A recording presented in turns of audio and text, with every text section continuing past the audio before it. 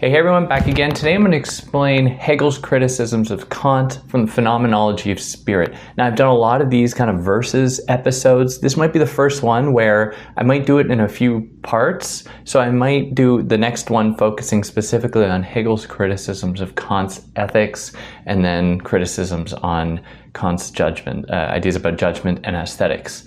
But for now, today I'm just going to focus on Hegel's criticisms of Kant and the Phenomenology of Spirit because I think that it is extremely illustrative of exactly what Hegel is doing in response to Kant and as a way by which to build from Kant.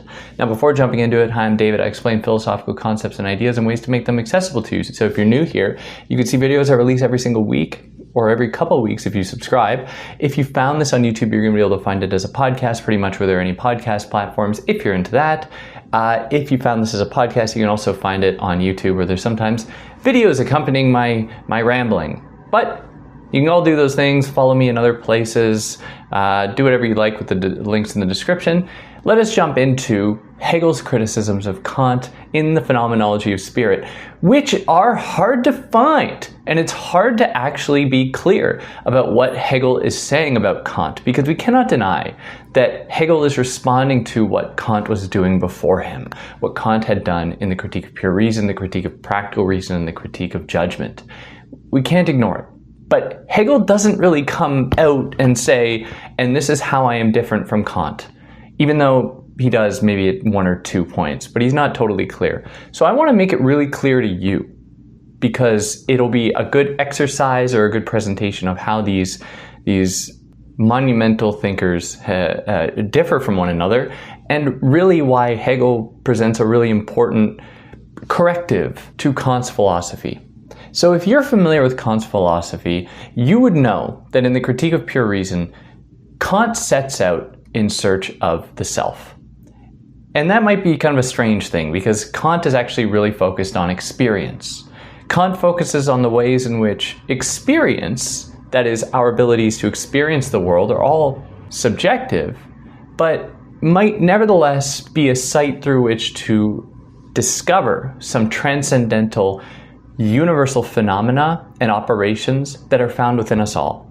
So some of these that he lays out are like humanity's capacity and all living things' capacity to witness things within space and time. That is, space and time for Kant do not exist out there in the world. They do not just exist and then we are born into them and then have to learn about space and time. We instead house that very recognition of those things within us. And it is by virtue of our mind's capacity to intuit them in coordination with our bodies occupying space that we are able to have experiences at all. And so Kant says that the world, like space and time, doesn't really just exist out there, like outside of us. Instead, the world as we know it is very much framed by and constituted by our senses, by our minds, by our experiences, and so on. Like many of us have very different tastes. Some of you might like tomatoes, some of you might not. Whatever your preference is tells us that there is not a universal way to experience what a tomato tastes like. Who knows what a tomato tastes like to a bat or to a rabbit or to Glenn from Oakland, whatever, wherever Glenn's from. Who's Glenn? I don't know. But in any case, we know for Kant, or Kant's whole philosophical effort from the three critiques was to go out into the world, to look out into the world, to look out into the world of experience and try to find the self there. How does the self, as an expression of this transcendental self that he's pursuing, that is the universal operations that make experience possible, how can this self be discovered outside of us, within experience? How can it be discovered by analyzing the world? How can metaphysics be a way by which to understand the self, understand these operations? And this is the point where Hegel totally disagrees. Hegel disagrees so hard that you wouldn't even think that he even read Kant, because he's just going so far afield from Kant. That is, if you were to read Kant, you were to read the first critique, the prolegomena, the second, third critique, everything, and then you were to go and read the Phenomenology of Spirit, you'd sit there being like, isn't this all just like pre-Kantian metaphysics? Hegel is using words like spirit. He's talking about God. He's just naively lionizing Christianity, which would all seem like hollow concepts. Because Kant's big thing was to say that we can't know these things. Like, we can't know what a spirit is. We can't know what God is. We can maybe find evidence of their existence within experience. Maybe, but he's very cautious. Whereas Hegel's just deploying these terms, and he's like, it's constituted by one's awareness of itself. And the Kantian response would be like, well, what is this self? Shouldn't we interrogate what that is a little bit? But this is exactly the strength of Hegel's argument, where Hegel's argument says, are we really going to pretend like we find the self by looking for evidence of the self in things that are not the self? Which is what Kant is doing. Kant looks to the world, looks to experience, looks at things that aren't selves per se, yet he's identifying the ways in which those things come to actually be evidence of ourselves. So for Kant, he seeks out in search of the self, whereas for Hegel, he seeks out in search of the other. And this is the critical difference between Kant and Hegel. Hegel acknowledges that whatever it is that we call ourselves actually has very little to do with ourselves, and has very little to do with a consistent, harmonious relationship with the faculties of understanding and reason that Kant holds on to so dearly. Because for Hegel, what that essentially implies is that humanity is this combination of these like mechanical systems that just conducts this kind of is kind of like a robot, just a sensory robot just taking things in. But for Hegel, he's like, when you actually live in the world, you grow when you confront things that are different from you. You find yourself challenged in whatever you constitute yourself to be or believe yourself to be, in encountering things that are unfamiliar to you, not in things that are familiar. And so Hegel's like, well, how deep does this go? And he says that actually it's kind of baked into our ontology. That is, it is baked into our very being. And what he means is to say that in the moment in which we are born, we have been pulled from some kind of pool of non-existence into existence. Hegel holds on to the idea that there is something that separates you from the shell that you occupy. And indeed, many people look at their shell, their bodies, and they're like, that doesn't not really me, and they would opt to change it, to adapt to something that better fits how they experience the world. But regardless of like any individual person's choices, Hegel is on to a more universal point.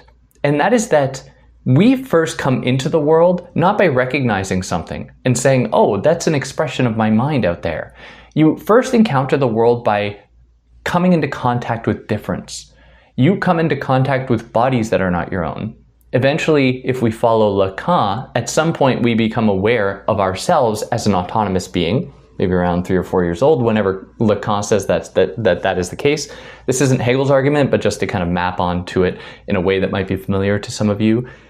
There's a point then that we, in becoming aware of ourselves, reveal that our sense of self is not bound up with ourselves, and that this self that we have, our outward projection of ourselves, doesn't always resonate with our internal, deeply felt, dare I say, soul that remains consistent yet is a continually growing thing.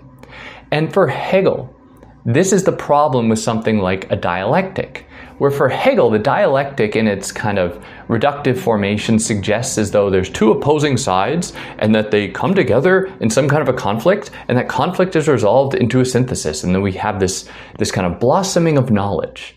Hegel's like, even saying that, you've fallen prey to illusions left and right, where he's like, who cares? Who cares who's right? Who cares what side anyone is on? He's like, isn't the most amazing thing actually that this movement is possible at all?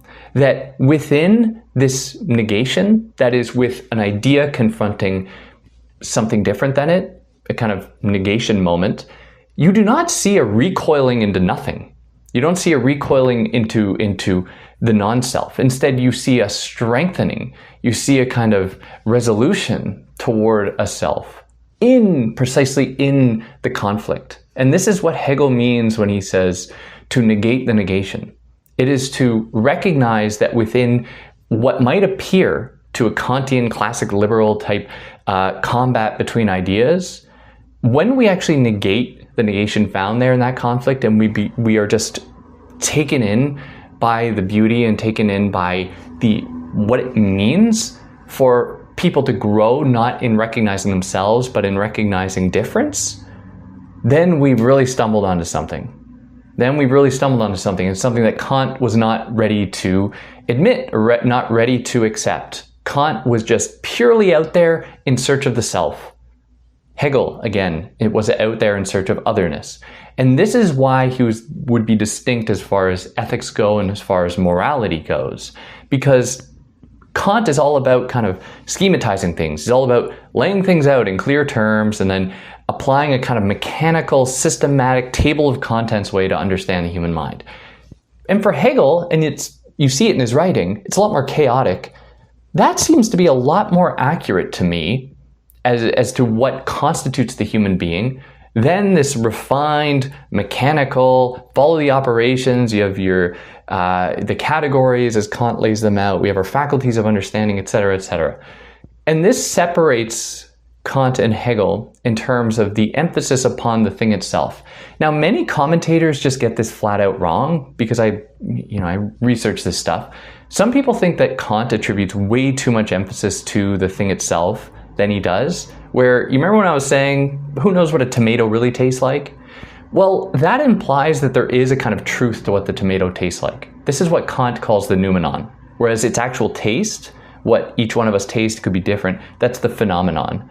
Kant's like, we'll never know the noumenon. And he relegates that to questions like God too. It's like the ultimate noumenon. Like, we'll never know. So he's like, what's the point in us trying to find that out?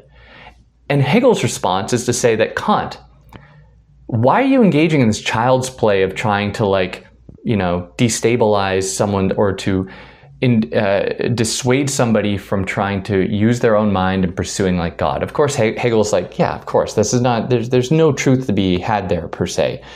It is only in a thing's existing, in its lack of cohesion with its self as a self that Kant lays out, or its own self and its self-sameness. It is rather not a thing in itself that is important for Hegel. It is a thing being for itself. And with this alternative, Hegel is offering us an understanding of German idealism that extends beyond just searching for the mechanical operations that make up ourselves, like Kant set out, and instead looks at the ways in which humans engage with each other, themselves, history, as this continuous swirling of knowledges bouncing together and growing and then regressing and changing and transforming. And he's like, this is the site of life. This is the site of excellence. This is the site of knowledge. And it's only there that we can really excavate, we can really understand what makes humanity special, or life special, I should say. What is it that makes it so that we are not, or what kind of explanations can we extract from that don't just fall into a kind of evolutionary scheme? The products of our environment, the end, that's it. Which is what Kant was certainly trying to do and what Hegel was trying to do in a different way. Now that was just kind of a cursory, brief overview of their main difference, just to help you all get into it if you're interested in how they differ. But you got to go into so many more reads to really understand the different criticisms, like Hegel's criticism of Kant's ethics and other stuff. There's so much more to it, and I'm going to cover them in more detail as we go on. But I just wanted to give you this little treat here. But yeah, haven't done one of these in a while. I hope that I hit the mark. If not, you can always leave a comment and we can laugh at me. Maybe I got it all wrong. And then we're all going to be smarter because of your great comment. If you like what I did, like, share, subscribe, and I'll catch you next time. Take care.